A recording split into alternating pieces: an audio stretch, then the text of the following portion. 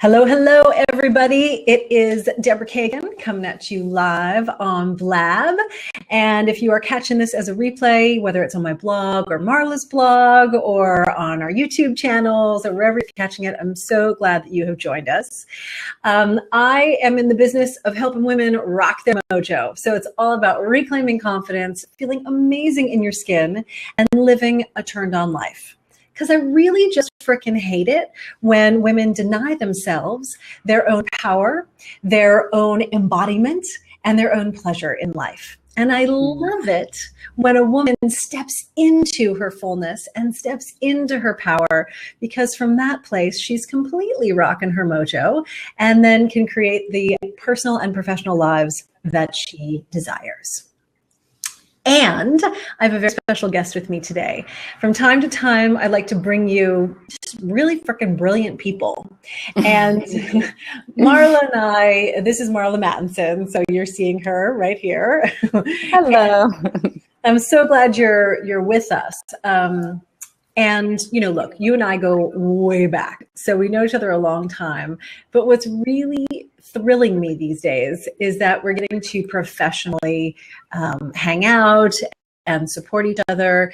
And, you know, what you're doing is so important for the community that in my tribe that I support, because you're really helping people to have empowering relationships, right?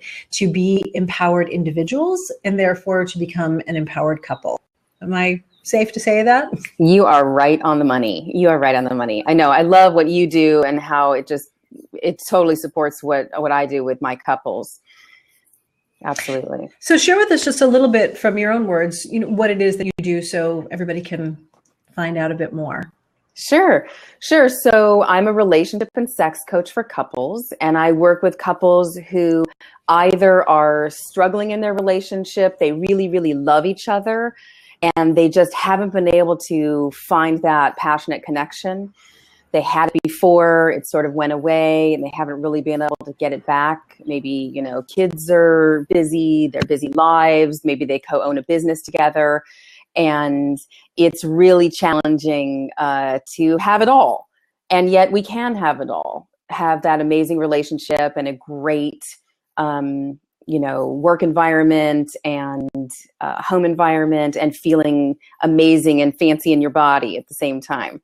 So yeah, I love working with couples who are either really struggling or they have a great relationship and they really want to elevate it to amazing. So that's the other type of couple that I work with. And I love all of that. And I love you. And you're definitely the person to be doing what you're doing, right? You bring so much. You get like the props. I like it. Yeah. I've never done that before. Yeah. It's super fun. It is. It's good. So, you know, you bring so many different modalities and so much brilliance to supporting the couples that you do. And what, you know, was interesting was you were recently one of the invited speakers at the Rock Your Mojo Women's Weekend. And obviously the women there really took to you. You made a big impact, which is why I want to, you know, share you with a larger virtual audience so they can know who you are as well. And I've heard you talk about when it comes to couples that there's this guessing game thing. And our focus today, right, we're going to be talking about passion killers and how to avoid them. Because, you know, I know in my life, you know, I'm really an open book. I was married for 6 years and then I, you know, left that marriage back at the end of 2003. Can you believe it? Oh my God. Wow. I know. We've known each other a long time. Yes. So, you know, and there was a long journey to actually get to the place where, you know, I am now and about to celebrate 6 years with my sweetheart.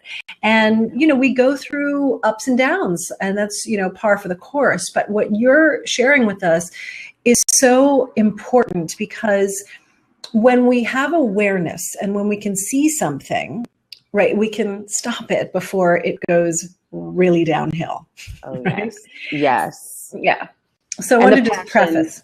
Yeah, I just wanted to say that the passion killers, they're all over relationships. You kind of can't avoid them. Yet if you see what they are in advance, then you can go, oh, wait, I'm doing that right now. So it's not like you're never going to do the passion killers. They happen. It's just what you do with them when they arise that makes all the difference. Exactly. And I'm a huge advocate for awareness in general about whatever it is that you're wanting to, improve or have a power over in your life. And so the awareness about these passion killers is certainly going to help people to have more dynamic and passion-filled relationships. Yes. So getting back to this thing called the guessing game, right? You tell us what that is and why that is kind of like, I don't know, I feel like it's almost ground zero if I'm understanding it correctly. Yeah, so the guessing game, there are a few different parts to the guessing game. I mean, if you just think to yourself, what is the guessing game? I'm pretty sure everyone listening can imagine what that means in relationship. And they'd be right. So basically, you're forcing your partner to guess what you want, what you need, what you desire, what you don't want. And you're withholding in a way, either consciously or unconsciously, subconsciously. You're withholding the information that's going to help them to get through to actually give you what you want. So in a way, it's setting your partner up to fail.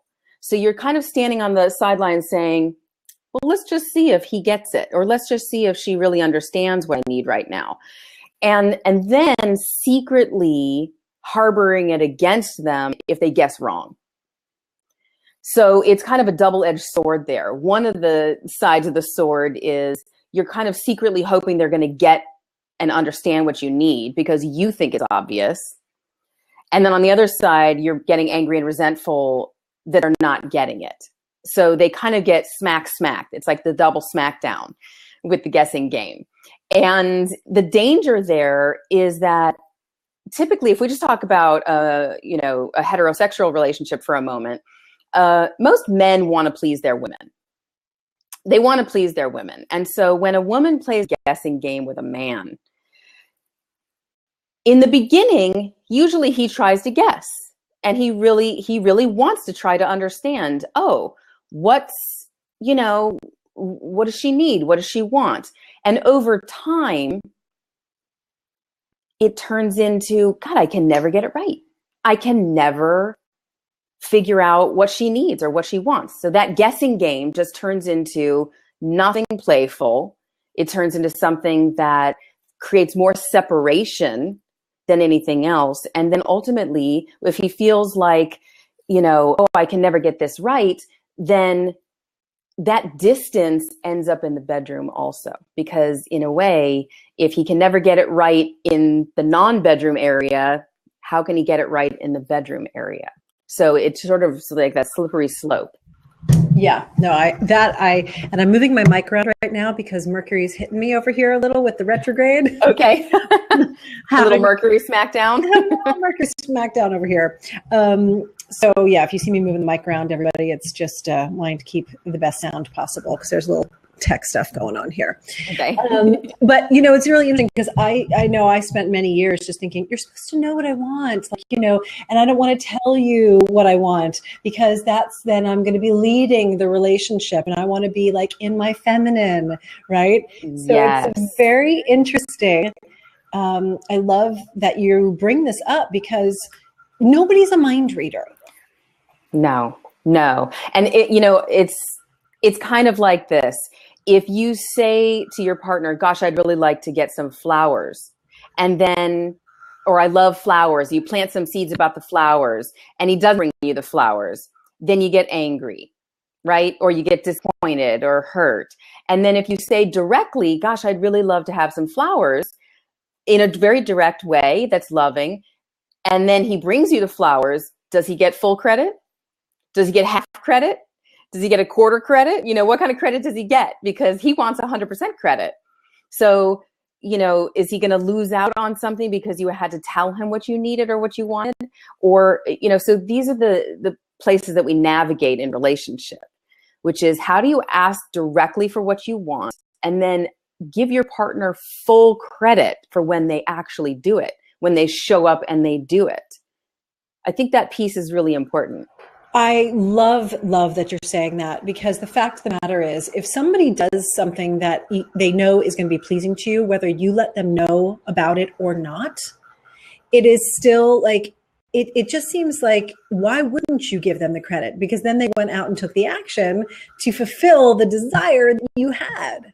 Yes. And it can be as simple as the flowers, or it can be, a weekend getaway or whatever, right? Yes, or a neck rub or a foot rub. And over time, couples, do get to know each other and what they like and what they don't like. But also, people change. People change and they grow. And especially someone like you, someone like me, who has a business and is always, kind of moving towards the next thing.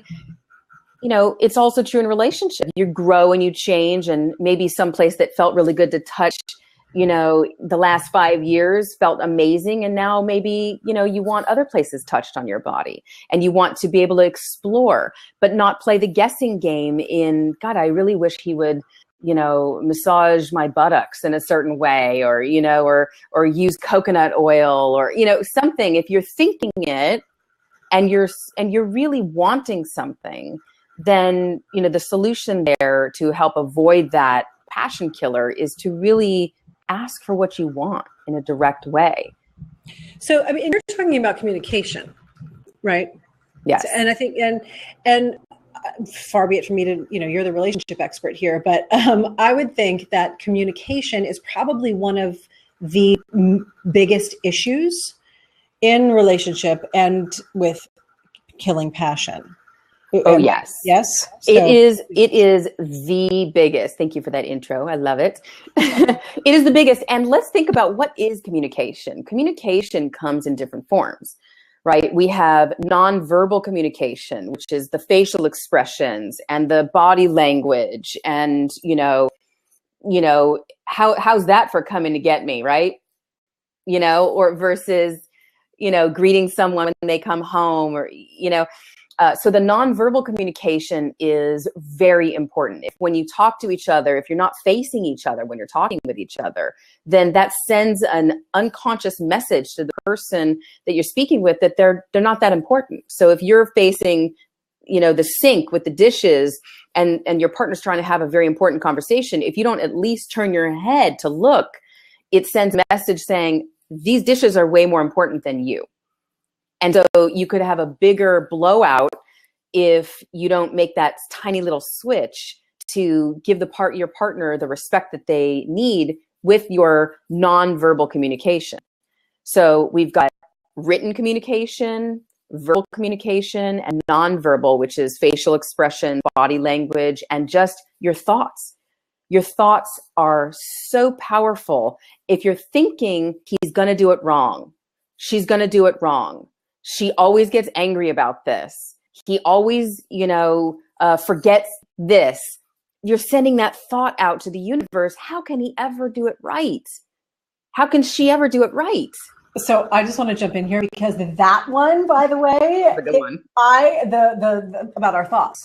Right. Because I had to get myself so hardcore in check a couple of years ago, right? We were going through our own stuff in our relationship, and there was just this, certain thing that was driving me batshit crazy.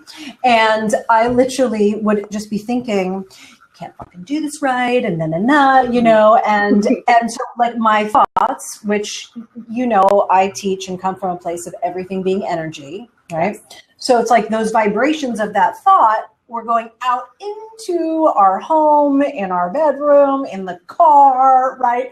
And I feel very blessed. I mean, my man actually is quite psychic, even though he will never, those words would never come out of his mouth. Right, but he is. We know he is. He's so freaking tapped in.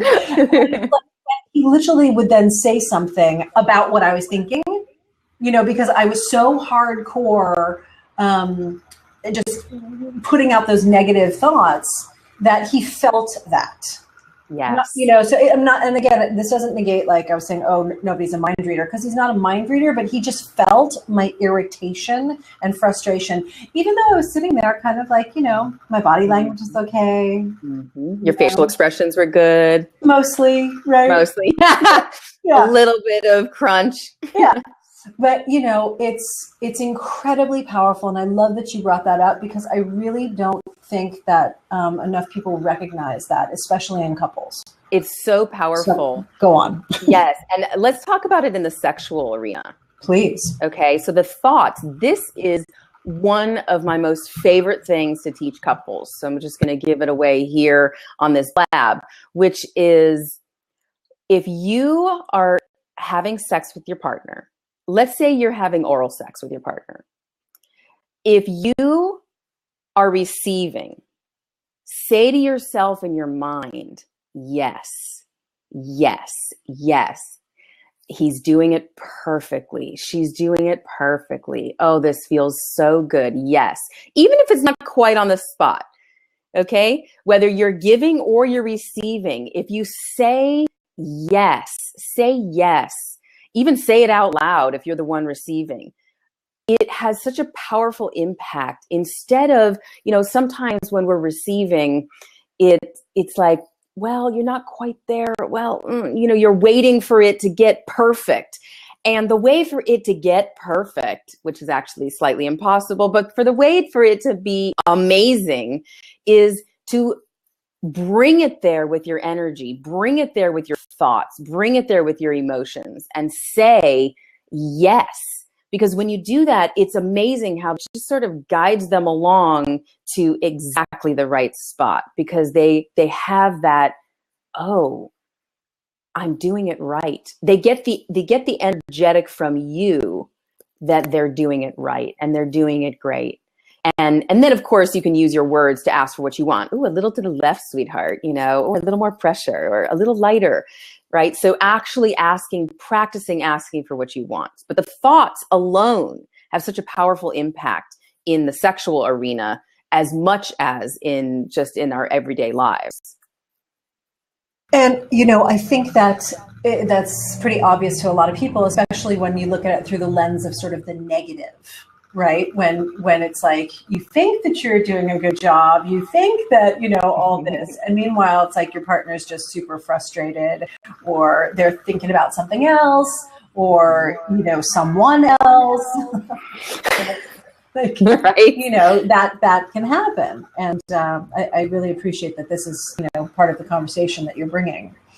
And since we're talking about, like, in the bedroom and the sex arena, I'm really interested to know what your take is on when partners have different sex drives, and if that is, if that tends to be a passion killer.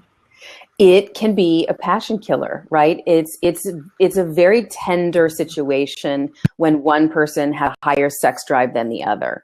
And this is one of the areas that I really specialize in, because it's very unique to each couple. So one person can have a massive sex drive with the other is just completely turned off. That's honestly a conversation to talk about other ways to pleasure each other, so that the one person who has no sex drive actually can participate without feeling icky. Because when you have zero sex drive, it almost feels icky to touch your partner sexually, because you're not feeling that. So I teach a lot of, how can you honor yourself, which is with what's true, that you really are not having a sex drive, and knowing your partner does, how can you participate in a way that pleasures them, allows them to get off, which could be something as simple as, if your partner is masturbating, that you whisper in their ear, or you play with their hair, or, a man or a woman, it doesn't matter. And if one person has a high sex drive, then good, they can take care of themselves, and, the other person can rub their chest or play with their arms where that doesn't feel, icky to them. And I've dealt with that a number of times with couples. When one person, it's not so different, but when it's just slightly different, that to me is more about communication. And again, communication is a huge topic for me in working with couples. And it's about, how do you take this and help the person who's got the lower sex drive to kind of raise up a little bit. There's all kinds of fun things that you can do. And I know you teach some of these things too. Sexy text messages during the day. So they're not at a ground zero with the sex drive. They have a sex drive. It's just not quite here.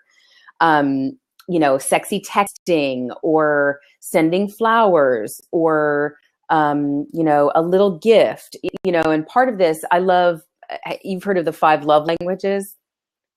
I love that. It's fun. I mean, it's not a particularly deep thing, but it's really fun to get to know what are your top love languages, physical touch or gifts or words of praise, and what are your top ones? Because if your partner's top love language is to receive gifts, then giving a little gift with a little note that says, you're so sexy, you're really beautiful, or you're so handsome, I'm so lucky to be with you.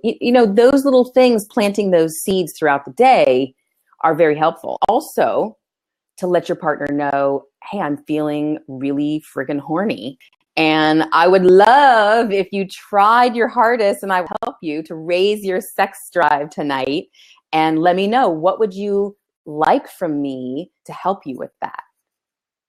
Right. So I can remember, you want to say something? Yeah, no, I know. I love that. And because it's, we hear and we know so often that like foreplay starts, especially for women, right? Especially for, at least I think so, right? Well, yeah, it's between our ears, and it starts way before you even get into the bedroom or wherever you're going to be hanging out and doing your thing. Yes. So I think that's, I love that you're bringing this up, because, the texts, the little things that people can do, and we're all in this fast-paced world, right? So it's like there's back to ancient times, right? The art of seduction. Yes. Right. The art of seduction is literally, to me, I think, like how to cultivate passion. And it's so easy to go out the window after the initial honeymoon courting phase. So, exactly. please continue to talk about, that. And I think, let's talk about that. Like, once you've passed the honeymoon phase, right? Yes. What are ways, or what are things that we need to look out for when you realize that you're starting to neglect the passion and the intimacy and the connection? And again, I keep putting myself on mute when you're talking, just because I don't know if you hear this funky noise over here. Oh, now I hear it a little bit. Okay. So anyhow, I'm doing my best to not have that be here. That's okay. Yeah. So, when a couple, first of all, I would tend to work with couples who've been together at least 10 years. So, which is not to say I don't work with couples in younger years than that, but a lot of the couples I work with have been together for a long period of time, 5 years minimum, and really up to 20, 25 years together. And so the passion does kind of, it does this, it wanes and it waxes and it wanes again. And so when you start to realize that you're on a downturn and you still have the sex drive, right? You still have the drive to consciously make the decision to bring that energy towards your partner. That's the essential piece right there. Because typically what happens is we feel this sexual energy still, but not towards our partner. And so then we start looking in other places, maybe looking on porn or looking at magazines or fantasizing about other people. And that's if you catch yourself doing that, and honestly, I don't think there's anything wrong with porn. So, if that's part of your thing, great, enjoy it. But if it starts to get obsessive, if it starts to get every day, if it's a thing that's a habit that you're always turning towards that instead of turning towards your partner to connect sexually and intimately, both sexually intimate and non-sexual intimacy, both. If you're turning outwards for those things, that's the signpost of something's a little off here. I want to turn my attention back towards my partner, because unless you're in a poly relationship where you can go to all other partners, we're talking mostly about monogamous relationships here, where it's kind of the one thing that you can only get from your partner is physical sexual intimacy. Kind of almost everything else you can get from friends or, other people in your life. You can, hold hands with a girlfriend, or, you can hang out, go shopping, do other things with other people. But physical sexual intimacy, that's reserved for the relationship, in a monogamous relationship. So if you're not participating in that together, to recognize, first of all, that's not happening, and then have a conversation about it. I mean, the first step really in my mind is, let's have an honest discussion about what's going on and where are you in this, each of you, and to be honest. And in my opinion, this is what I help couples do, is to have any conversation in a conflict, in a regular conversation, without judgment, blame, or defensiveness. We help remove those three parts so they can actually have an honest conversation and tell the truth. Because nobody wants to really hear, right, oh, I don't want you anymore, or I'm not feeling sexual towards you anymore. It's hard to hear. I just realized, and most people aren't going to get this, like you and I are going to get it, but that you're like a relationship midwife.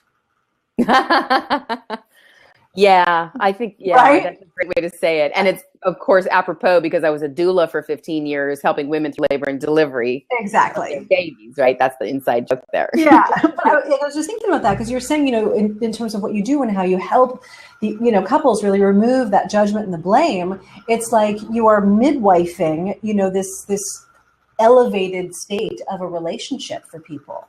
Yes. And that is so incredibly needed and so powerful, right? And it's interesting because you're talking about monogamy, and obviously if that's what people are wanting and doing, I'm interested to know your thoughts. Like, if one partner does stray, if there is somebody who cheats and who goes and has another experience, intimacy, sex, physical, connection, maybe they don't have sex, maybe they've just made out with the person, but whatever would be considered cheating to that particular couple, right?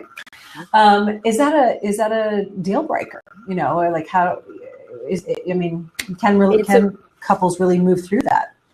Right. Well, I mean, it's certainly one of the passion killers, right? So, one person, I know it's a little out there, but one person straying sexually in a monogamous relationship, straying sexually to be with somebody else, whether it's kissing or whether it's fondling or whether it's actual sex, is definitely a passion killer, and that is typically when someone needs to reach out for help, because it's really challenging to go through that on your own as a couple. It's very challenging to do that. And I highly recommend getting help either from a therapist or from someone like me who really has experience helping couples to navigate through that, because it brings up a lot of feelings. It brings up resentment and anger. And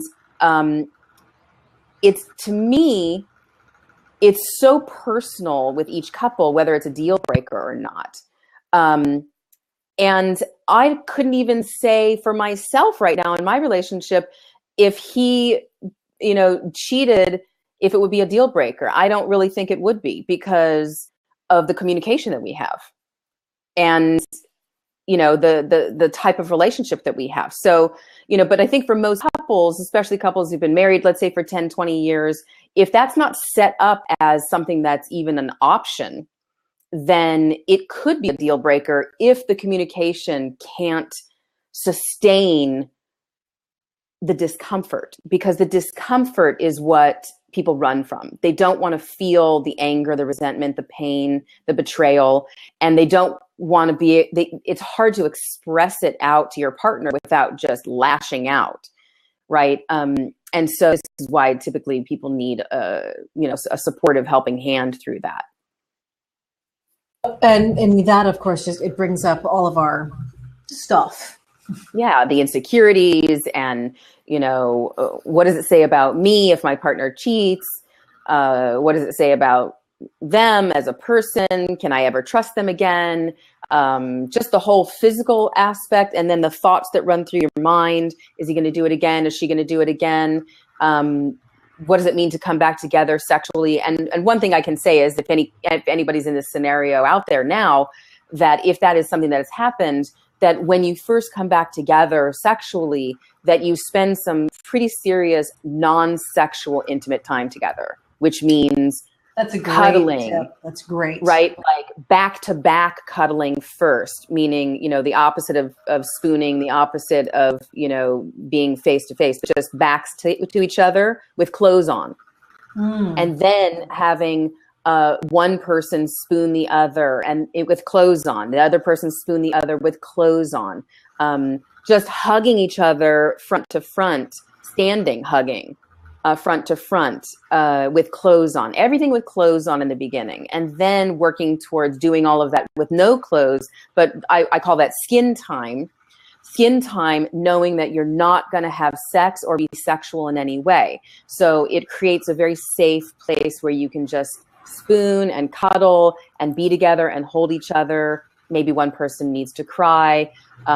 Maybe it's you talk through it, but no sex and nothing sexual, and not reaching around to touch the other person sexually.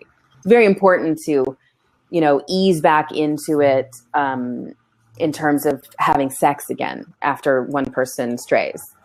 Well, and I love those tips. And I also think that it sounds like that those would also be really applicable even for people who are wanting to, keep the passion alive.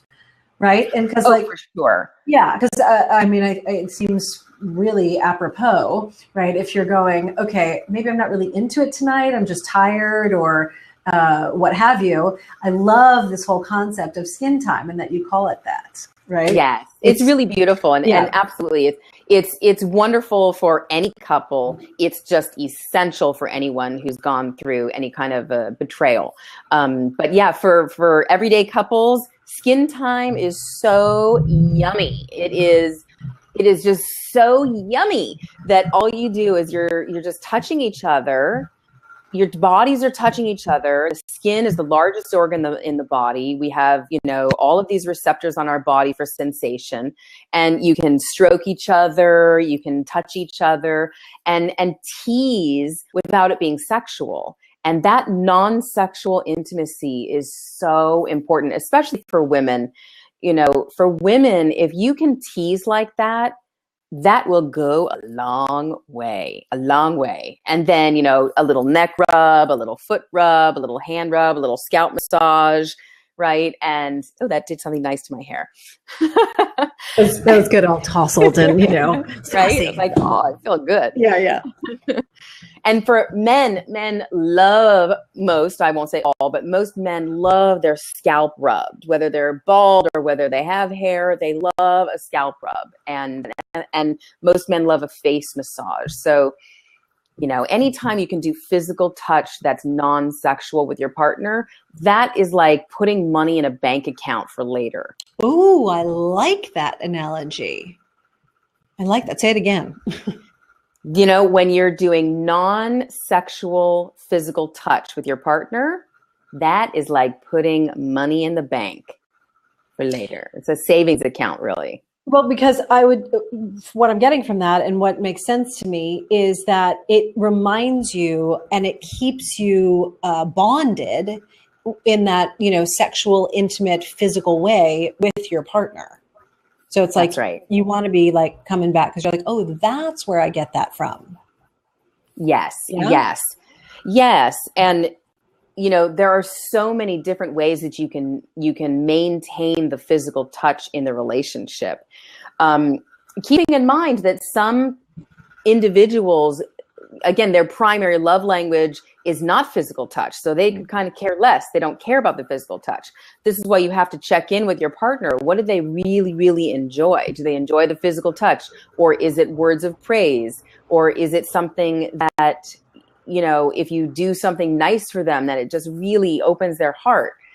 Physical touch, though, to me, is something that in all relationships is very important because it does lead to the sexual intimacy. But, if let's say one person's washing the dishes, what if you just walk up and you put your hand on their lower back while they're doing the dishes, right? Yum. Like I just relaxed a little bit just thinking about it. Yeah. Right. And then, you just get really close to the person and say, I just love you so much. You know, just sweet, kind, loving interactions with each other. Mm-hmm. Again, money in the bank account. So this is all freaking genius. And I'm really interested to know about, like, obviously there are a lot of passion killers in this day and age, but I'm interested to know your thoughts on cell phones right in the bedroom. Oh, I have a strong opinion about that. Yeah. Okay. Let's just stop there. Cell phones in the bedroom, because it was actually it was a little bit of a conversation I had not too long ago myself with. Oh, perfect. Yeah. I like this conversation. Yeah. Okay. First of all, I have a strong opinion about any electronics in the bedroom. I wonder where I get that from. That's my girl. I'm pretty sure you taught me that about 15 years ago. I really do. I don't have a television in my bedroom. I don't have electronics in my bedroom. I have an alarm clock because, first of all, just the cell phones are always giving and receiving information all the time. Even in airplane mode, it's an energetic that's happening with the cell phone. So now when we're talking about one person, here's my phone, one person sort of, on their phone in the bedroom or in the bed, unless both, because not everybody's like me, not everybody is going to say no electronics in the bedroom. If both partners say, okay, we're both going to use our cell phones for this period of time, my recommendation is to actually put a timer on. That you say, we've got 5 minutes to mess around on Facebook or Instagram or do whatever we're doing or look on the web. And then when that 5 minutes is up, that's it. Or if you want to search porn and you want to do that for a little while, get all hot and bothered, and then you come and we'll hang, that's fine. Otherwise, my recommendation for most people is no cell phone in the bedroom at all. Because it takes you from what is to what is not. I like what that. is what is in front of you right now, which is your partner. What is not is what is happening on social media and whatnot. And in the bedroom in particular, like right now we're on Blab and maybe people are watching this on a replay. Hopefully they're not doing it in the bedroom, right? Hopefully, unless they're doing it with their partner and watching it together. Right. Great. But, for most people, we want them to be watching this, sitting at their desk or listening to this, maybe in their car or something, not watching the video. But in the bedroom is sacred. The bedroom is the sacred place. And we want it to be more and more a place for connecting, for listening, for looking, for enjoying the sensual pleasures of the bedroom. If you're on your cell phones, you're in a completely different mind state. Your brain waves are in a different mind state than if you are looking at someone in the eyes. And I agree with you, obviously, 1,000%. But I'm curious, though, like, what about even in, a lot of people, especially in this day and age, get up, right? Cell phones there, and it's first thing in the morning. And personally, I find that to be a passion killer because, okay, we might be getting up to go do our day, but it's just not inspiring to watch you on the cell phone, doing whatever you're doing, laying in the bed, which is supposed to be our sacred, yummy, delicious, sensual, passionate space. Yes. And so that is a dangerous slope for the guessing game. So if you secretly want your partner to not be on their cell phone in the morning because to you, it's a passion killer, which I agree, by the way, then guessing game would say, he should freaking know that. She should freaking know that I feel that way. And it should be obvious to not do that. That's the guessing game. And then getting angry about it secretly, privately, and resenting and holding resentment and creating distance. Instead, my remedy for that, of course, is communication, which is not in the moment, because in the moment it'll be like, right? So we want it to be in a calm, non-charged location, which is not the bedroom, not when he's doing it or not when she's doing it. We want to be, okay, so that happened. So get up, start your day. And when you're in a calm place, then you say, hey, babe, you know, I realized that I don't want either one of us to be on our phones for the first hour when we get up because I want to have yummy morning time with you. Is that something that you also want?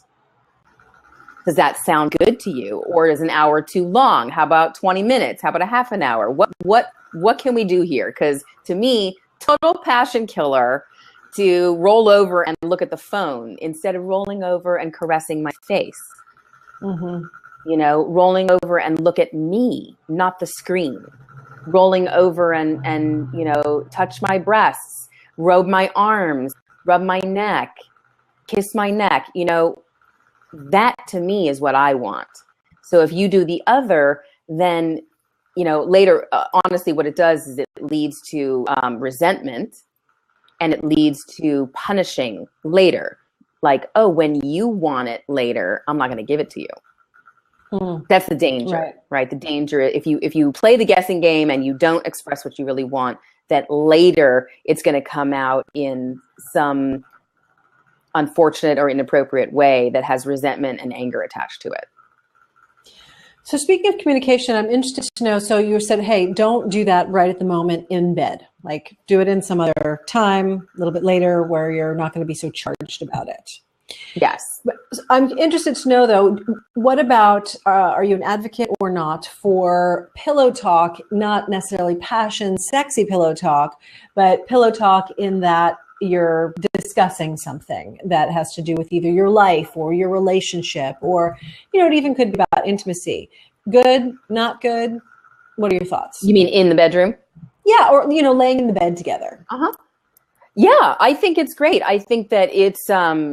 I think anything goes in the bedroom. You want to have a chat about, you know, your life and whatnot, go for it.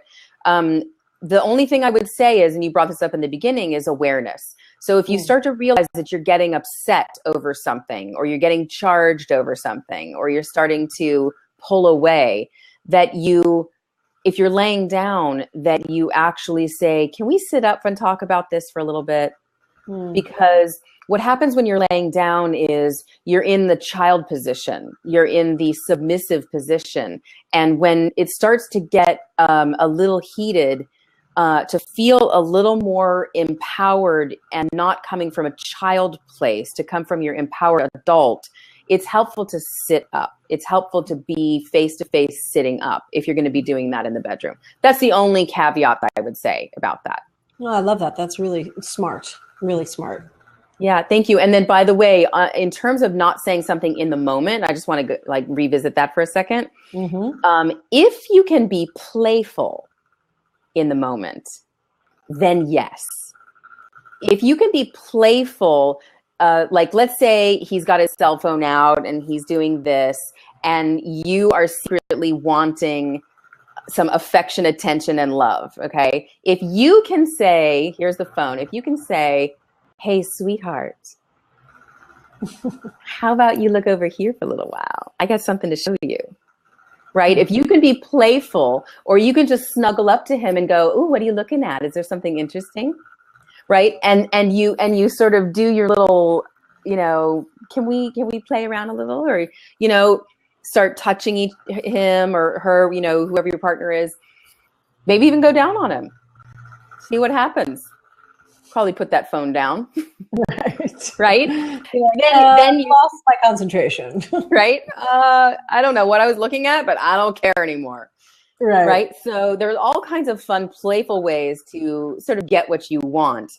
And then and I guess I'm just saying, if you can't and you're upset or you're angry or you're feeling shut out, or, you know, I have a thing about feeling excluded. So if I'm feeling excluded, sometimes it's hard for me to get closer to someone when I'm feeling excluded. So I have to then just wait and then talk about it later when I'm calm and when I'm not going to, you know, be pokey. Mm-hmm. Yeah. That's good. Really good.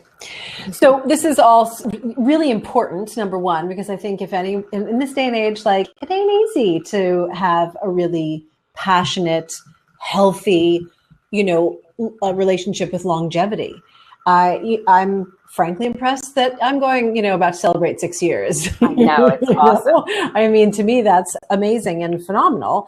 And when I meet other couples who have been married for the 10 and the 20 and who still really have it, it's like, oh, I get that you've done work. Like this is not, you haven't got here just by coasting, right? Right. And so what I'm interested in is like, if you have a good thing going, right? Yeah. I've heard that you've got some stuff that you can share that is like, okay, we've got a good thing going and we want to take it up to like amazing or more. Yes. So this is so interesting because a lot of people think, oh, that has to do with sex or it has to do with, adding more playful in or something like that. But actually, that's not what it has to do with. It actually has to do with uncovering more of the dark side material. It has to do with uncovering the shadow material that hasn't really popped up yet. It has to do with really going deep in your awareness of your own material and the dynamics that just a little teeny thing gets swept under the rug, just a little bit, something that annoys you about your partner. And to teach couples how to navigate those little teeny things, just a flavor of negativity, and how to wipe that out so that there's absolutely no sprinkles of negativity going on in the relationship, because as soon as they happen, they know how to deal with it. Okay. Right? So it's about going deeper into the shadow material. Okay. So, and I obviously get shadow material, that's language that I understand, but just in case, there's some people that are seeing this now or will see it on a replay, share, just kind of unpack shadow material. So that makes sure. more Yeah. sense. Thank you. Sometimes I just make assumptions. I know. And people, we call it different things. So people know what it is. They just maybe haven't heard the word shadow material. Right. It's basically anything that's not seen or known in your conscious mind. So it's the unconscious material that gets planted into our system basically before age 7. So all of the material that we grew up around, that we sort of unconsciously took on because we don't have that awareness to say no at that time, it's not possible. The subconscious mind is just open before age 7. So we just sort of take everything in as a sponge. And then we start living our lives, and we start learning, how to say no, and I want this or I don't want that. And so that material that gets rooted in at a young age is just sort of always there. And we always have that as when we get into negative thinking or a dark time where we're feeling a little depressed or negative in any way, or sad or frustrated or angry, that material, the shadow side material, is just, it's what's not in your awareness. You're not completely aware of it. Maybe you have like a hint of it, but you're not totally aware of it. So like, for example, for me, I didn't realize I'm pretty controlling. Okay. So back in the day, when I first started uncovering my own shadow material, everybody else around me knew I was controlling, but I had no idea, really. I thought I was this really open, loving person who was very accommodating. That's not what was true. What was true was like, I wanted to be like this. I wanted to look like that. I want this to happen like this. And I wasn't aware of it. I really was not aware of it. And it was a little shocking to me when I realized how controlling I was. And now that I'm aware of this controlling nature, I can use that to be of service in the world. So this is what helps me work with couples. So I don't want to use my controlling nature in my relationship, because that would be pretty damaging. But that's a passion killer, right? Passion killer. Yeah. Don't do that. Right? But to use it in my business, to use it as, I like things a certain way. I expect my clients to show up in a certain way. I expect myself to show up in a certain way. I expect excellence out of anybody who works with me. I really expect the best. And that using my controlling nature in those areas is the high side of that material, right? The shadow side of it is like the guessing game is a shadow side of control. Sure. I want things to happen a certain way, but I'm not going to tell you I want them to happen a certain way. That's the shadow side of the guessing game in the control. Does that make sense? Absolutely. And, it's great because, and another reason why I love you so much is you really are such a fierce advocate for, personal awareness, right? Yeah. Because it's like when we understand ourselves, again, then we have control, speaking of control, then, really, then we have control over our mechanism, our thoughts, our bodies, our actions that we take. And so therefore you can be much more loving, much more communicative, much more effective in having a passionful connection with your partner. Yes. Right. And then it's interesting because when your shadow side material, you have a lot of awareness around it. Now, if somebody says to me, gosh, Marla, you're so controlling, I would just say, I know. I know. I get like that. Did it bother you? Did I step on your toes a little bit? So I don't have to go, no, I'm not, which is what I used to say. And I'm not controlling. And now I just own it. Like, oh, I know. Did it kind of seep out a little bit? Is that what happened? Yeah. And it's so much more playful. It's more playful. It's not so, I'm going to tear you apart. Right. I think, those reactions are absolutely where we just do not have an acceptance of those parts of ourselves.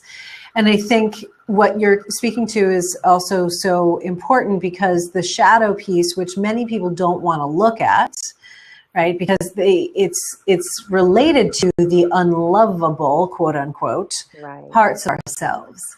And I know, again, just from my experience of embracing those shadow pieces, and that's, you can then love yourself more, which, right, fills you up to be able to then give more of that love.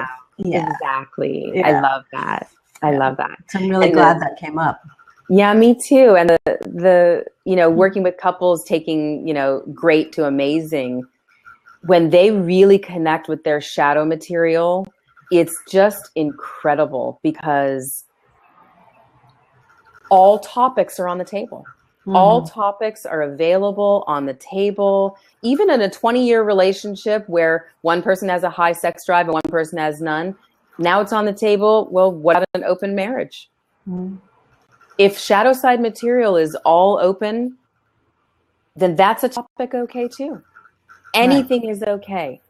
And then you like when you really uncover all the shadow material that's impacting the relationship without your awareness of it, when you start to become aware of it, it naturally brings more joy, more passion. So you don't have to do these, we're going to use this cream and it's going to do this amazing thing. You don't have to do any of that anymore because you have this natural, spark for each other again because you're revealed.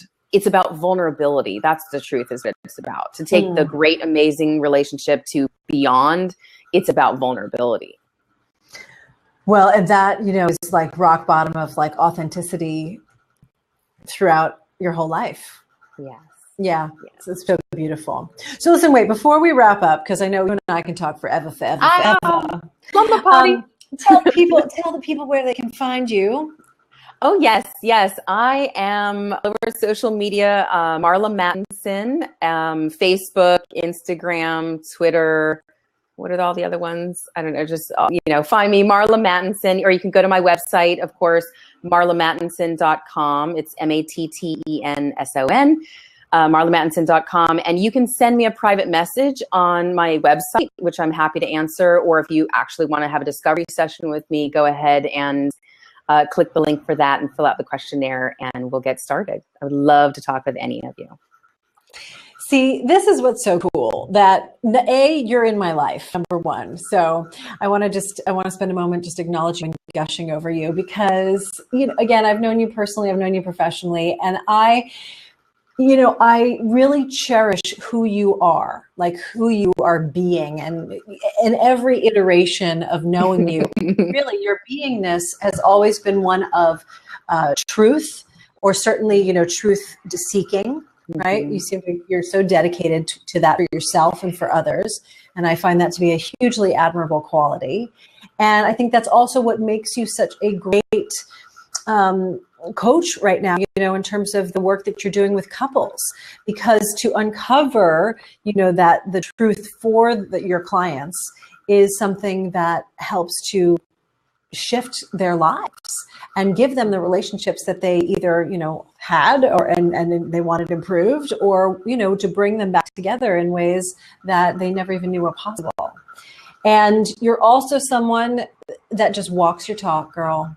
And, that to me, and that's one of the biggest things to me. So like when I meet a woman who's really walking her talk, like the stuff you're saying here, it's like you're doing it in your life. It's not just lip service. It's not just like this thing that you do. And then, you're you all should do this, but I'm going to do this over here. No. Yeah. It's, and look, I think that's, it's a rarity these days. It really is a rarity these days. And so I appreciate you for all of that and what what you've stepped into for yourself with this work. Because I know, again, as we said, you were a doula many, many, many years ago. Yeah. But this work is so powerful and it's so needed. And so I'm really grateful that you are the one that is bringing it to couples and to all of us. So thank you. Thank you so much. I really appreciate that. Yeah. And I take it in. Yeah. Receive it, girl. Receive that. Yeah. So, yeah, this has been really phenomenal. And, is there, a question that I ask on, interviews a lot is, what, and these are kind of, the blabs are newer for me in terms of like an interview series. So I didn't necessarily have like a whole new patent question, set, but I've talked in the past about like being a sensually empowered woman. These days, I really refer to that as a mojolicious woman, right? Yeah. Like a woman who's just completely embodied and owns her mojo. So I'd love to know what that is for you. What is a mojolicious woman in the words of Marla? Gosh, I would say a woman who, I think it's perfect that we ended on the vulnerability piece, because it's a woman who is deeply connected to her own vulnerability, her own authentic, true voice, and is clear about what she really wants, and is really unafraid to express it to an intimate partner, to friends, to family members, to business partners, to the world. To me, a mojolicious woman is a woman who walks her walk and talks her talk, who really goes out in the world and really goes for it, and is really unapologetic about who she's being in the world, because she knows she's in integrity. She knows that she's connected to the vulnerability and the soft place inside while she's killing it. Love that. Oh, I love that. That's us. Yeah, that's us. It's true. It's true. And lots of the women that you work with, I know you do amazing work helping women get to that place. So thank you. It's my joy, and it's what I know I'm here for. So thank you for taking the time and being with me here on Blab. And so again, wherever you're catching this, whether you're here live, thank you for showing up live. And if you're catching this on a replay, I'm happy that you have found us. I am Deborah Kagan, and you can find me at deborah-kagan.com. Would love for you to join at the Rock Your Mojo Women's Weekend. It happens twice a year, so it's happening every April and every October. And you can find out more about that on my site. And make sure to go check out this lady, marlamattenson.com. And of course, you can connect with her, have a discovery call, and your life will be better for it. Yeah. So Marla, again, thank you. Thank you. And as I always say, everybody, get out there and go knock them alive. Bye for now. Bye.